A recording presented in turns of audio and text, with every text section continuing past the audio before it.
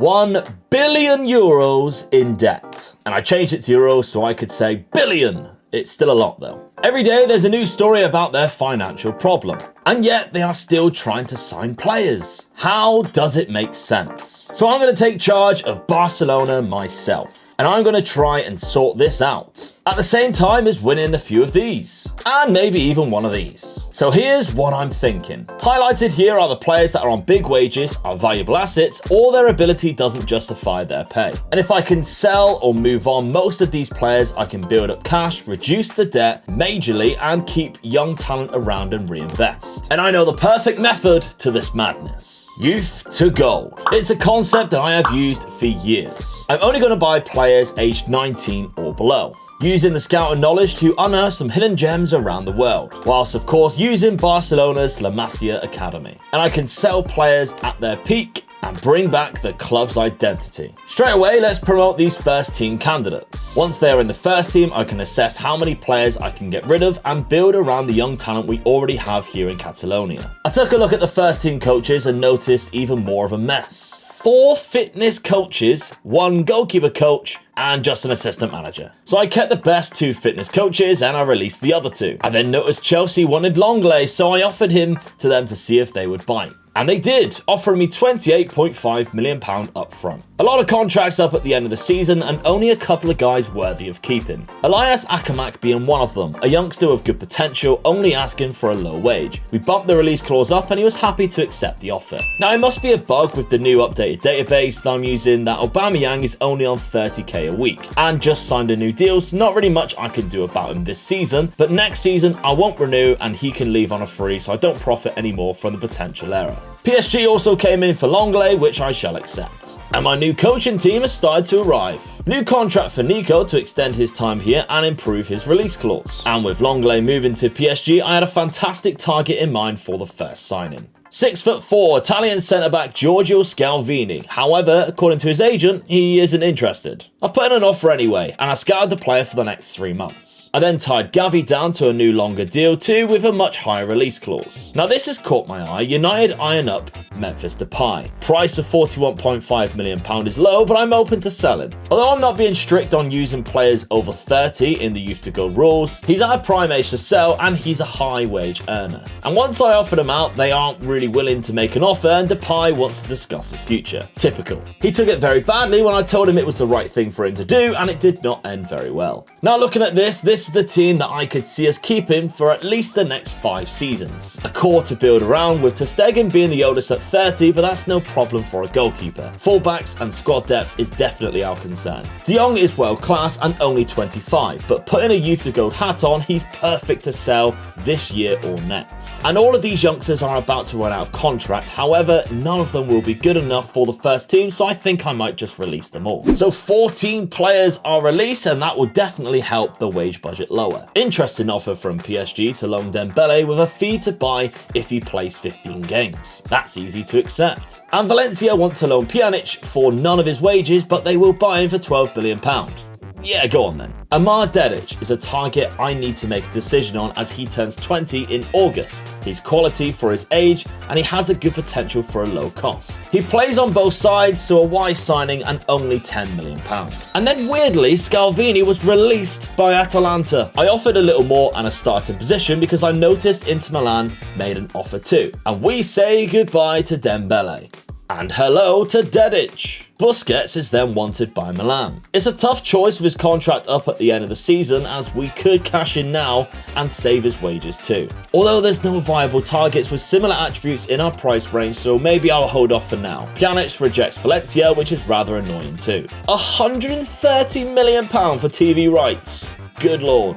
We managed to secure the signing of Scalvini, who is an incredible free transfer pickup for the future. But this friendly is not a good sign. 3-0 loss to Olympiacos with the majority of our best players on the field. First game of the season, I want to try our youngsters against Osasuna, with big players like De Jong, Aubameyang and Depay all on the bench. And we got a comfy 2-0 win. Not amazing, but it was good enough. The first goal came for a bit of magic by Pedri finding Ansu Fati, and the second, off of a throw-in, seen Ferran Torres picking out a debut in Scalvini up from a previous corner to head in. Our run in August wasn't that bad either. starting with a 3-0 victory against Mallorca with some of the big boys returning. Although maybe too many changes caused us to draw versus Sporting Gijon. Turns out we love a 1-1 draw. Yeah, I don't know how, but that is a very bad month. Oh, our Champions League group has been drawn too, by the way. Deadline day and 5 players attracting interest. Depay out of those players is the one that I'm happy to let go. And Liverpool bid a very poor £40 million offer that I simply aren't accepting.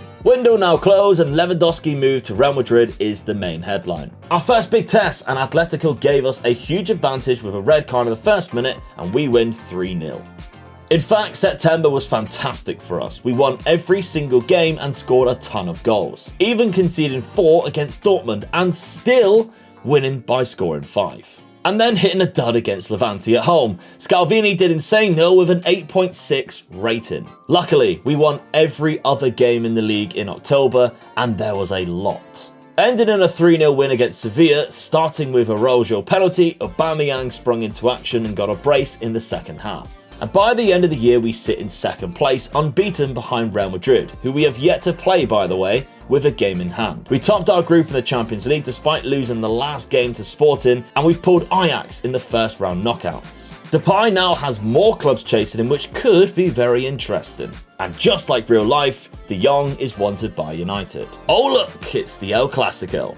I went with the more informed players, including Scalvini, over the experience of somebody like Piqué. And with beautiful passing play, we took the lead through Pedri. Araujo then leapt highest to header in the second. Ferran Torres rode a tackle and slotted in a third. After De Jong mistimed the tackle, Madrid broke down the left and pulled a cross back for that man Lewandowski to put in within minutes left of the game. But even then, we still had time for Pedri to tap in a fourth and send the Catalonians home happy with the 3 points. I don't know how, but at this point we have knocked off a huge amount of debt that loomed over our finances in just 6 months. And both Liverpool and PSG offered for Depay, so a bit of war could definitely happen. There you go, £5 million extra just like that from 2 clubs. Here we go. Won the Super Coppa, if anyone cares, by the way. Although I wish we didn't when I seen the amount of players that we had to pay out for. Millions of pound loss just because of that win. Follow that with another 1-1 draw at Valencia. £65 million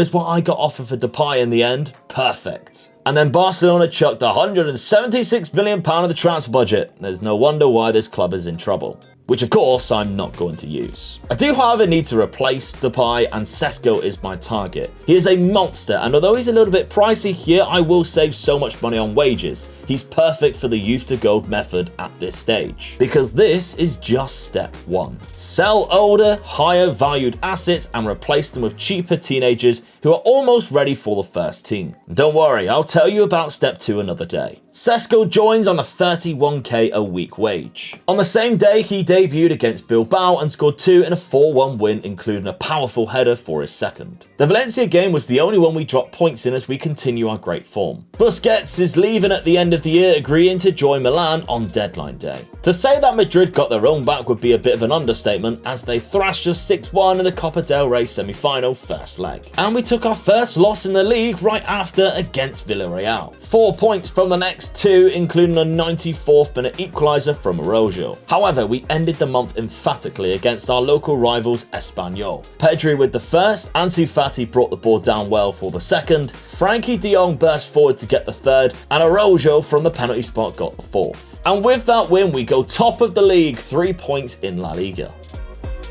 We lost the first leg to Ajax in the Champions League, unfortunately, but did gain some dignity back against Madrid in a 5-2 win. Albeit, we were still knocked out. I'm gonna skip ahead though because March absolutely sucked. We didn't lose a game, no, but we did draw 5 in a row and got ourselves eliminated from the Champions League, which sees us 4 points behind Madrid with 10 games remaining in our only hope for a trophy. Thankfully, Elche was our next opponent and Sesko was on fire, scoring a hat-trick using his pace and power for the first 2 goals and using his aerial ability for the third, smashing another header in a 6-1 win. And we continued this form, winning all 5 games, including a 5-2 away win to Celta Vigo, where Trincao also got himself a hat-trick. But our last 5 games are tough. Sevilla up next, Madrid 3 days later, and 3 tricky games following that. However, Madrid have crumbled recently, not winning their last 3 La Liga games. So we are now 7 points clear with 5 games to go. Surely we can't blow this one, right?